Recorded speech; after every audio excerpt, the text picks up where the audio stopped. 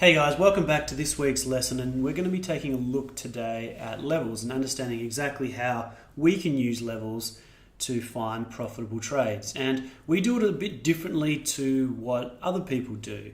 If you're from a technical analysis background, like most people are, then your idea of using levels is to identify support and resistance and then wait for price to sort of bounce off those levels effectively. So if you've got a support level, you'd be looking to use that support as a point to get long, and conversely, if you've got resistance, then you'd be using that as a sort of a level, as a point to kind of get short. And whilst that's okay thinking, we kind of use levels in a bit of a different way, and we're still interested in identifying those levels, but we're sort of coming from the point of view as we want to see what other people are looking at. So if there's an important support and resistance level that's on a chart, then we're interested in that because we know that price is going to potentially head towards that level. It's a bit the same as when we were talking about the areas of high volume. It's the same sort of thing. So for our purposes, we want to identify these types of levels. So the first one is your significant support and resistance level. So this is the classic long-term chart. We find the support and resistance levels, the ones that are really sort of in your face and pretty obvious, and we want to use those support and resistance levels as a point in which we can expect price to go and trade to and test. In the same fashion, we can use round numbers. So these are numbers on a chart that are pretty obvious. So, highlighted by, significant round numbers. I'm going to show you some examples of these in a minute. And then finally, we're going to use our high volume nodes that we've already sort of spoken about previously. But, all these things sort of have this same sort of thing in common, which is that these are points that price kind of gets sucked towards. So knowing that can help us make some trading decisions. So firstly, let's take a look at the different types of levels that we're interested in. So firstly, this is our classic support and resistance. So what we're doing here at the start of every single trading day is we're going to open up a chart, maybe a 30-minute chart. We can use any sort of charting program that we like. This is just the one that is with TT.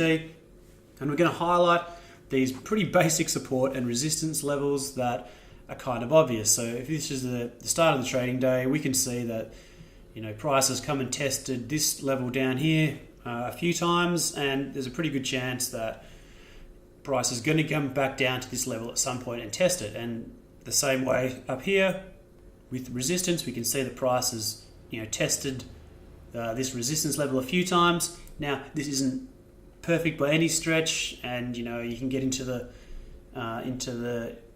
issues of worrying about exactly what's the top of this resistance level. Is it this level here? Is it the top of that candlestick there?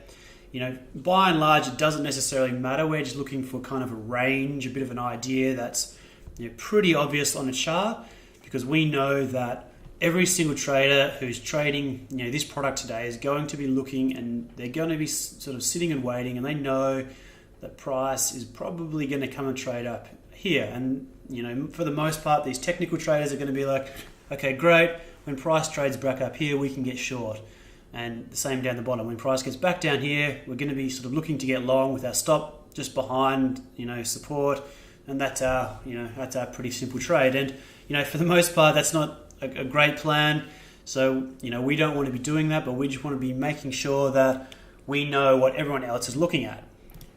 And the same thing can apply with round numbers. Now this chart might be a bit too small for you guys to see, but the point is that these levels here are highlighted by the fact that they are round sort of even numbers. So it doesn't matter what product you're trading or what it is, for whatever reason, price always gets sort of sucked towards these significant round numbers. And we can see here that 151 even level is just a bit below this kind of support level, and it's come down and it's tested that area sort of thing. So it's not a surprise that this is the kind of area that there has been turning points and buying and selling action in the past, and that's because price finds its way to these levels time and time again. And people, when they're putting orders into the market, if they're long-term traders, quite often they might be just simply using these round numbers as a nearest benchmark. It's kind of like if you're buying a stock, you might not buy it for $34.23. You might just go, oh, look, I'm going to put a limit order in at 34 and, wait to get filled. And, for some people, they're doing that. And, all it does is it breeds these kind of areas where price gets kind of sucked towards. And all we care about is knowing that price does that. And then I'm going to show you how to act on that in a moment.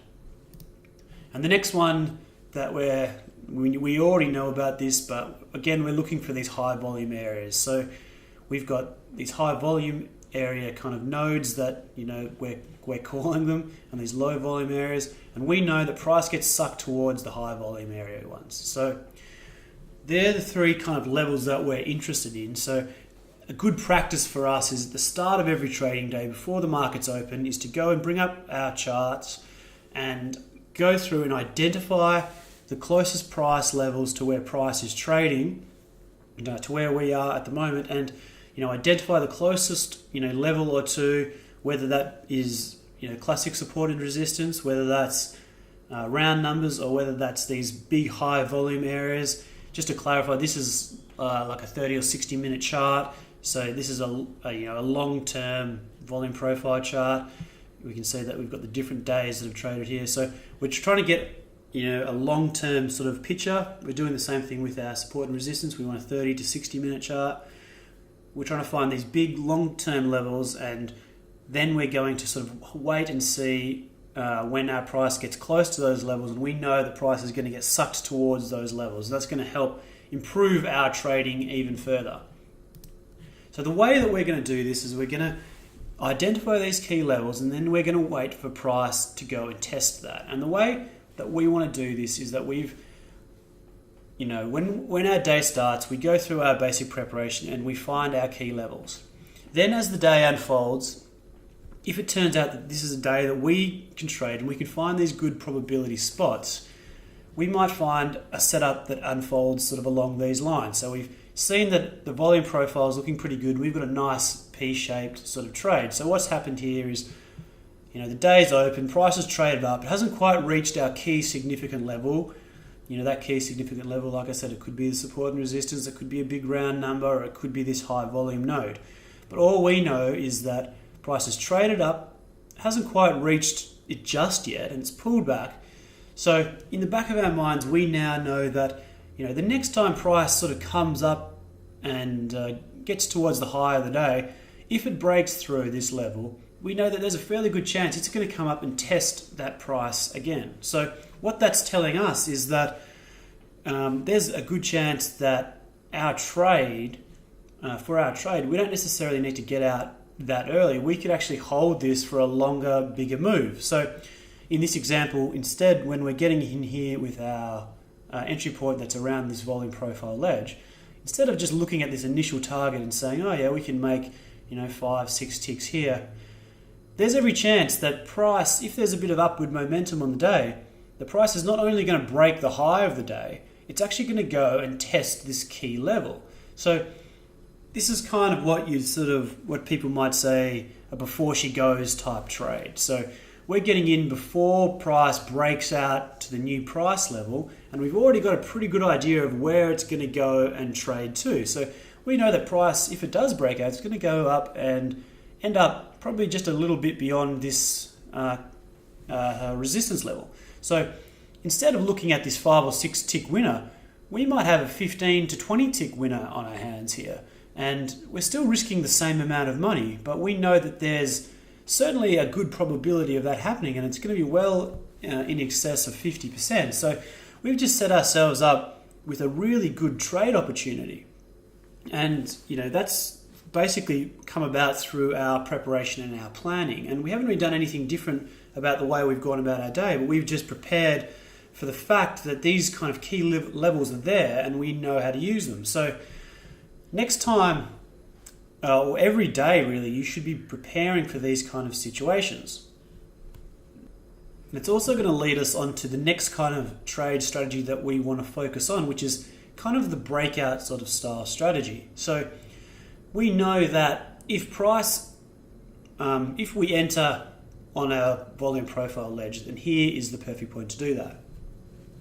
But let's say price has been ranging in between our significant volume profile level, and it's kind of at the top of the range. And if the price is at the top of the range and we can see that there's a really strong bid, maybe 2 or 3 ticks from the high, and every time that this bid kind of drops a little bit, it always kind of snaps back and it keeps sort of staying in this area.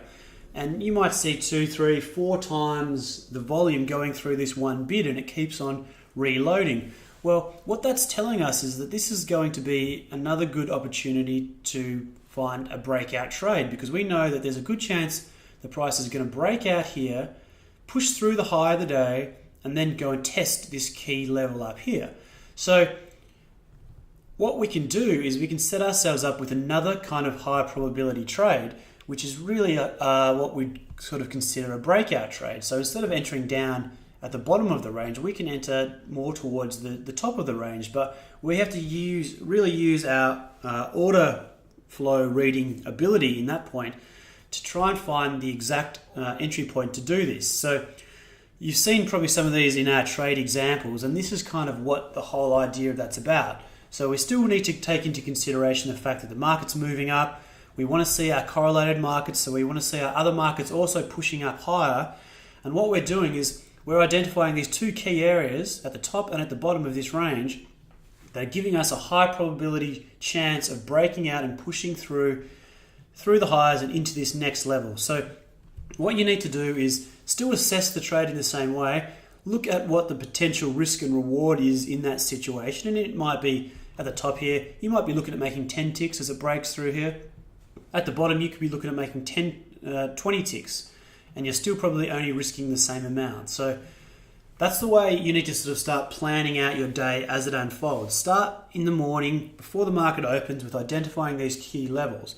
So once you know these key levels, and then once you know that there is volume in the trading day and there's also these good shaped patterns set up, you can go through and start outlining the correct risk and reward situations that you find that can really help us find the best probability setup. So I'm going to show you some more examples of these in the live trade setups.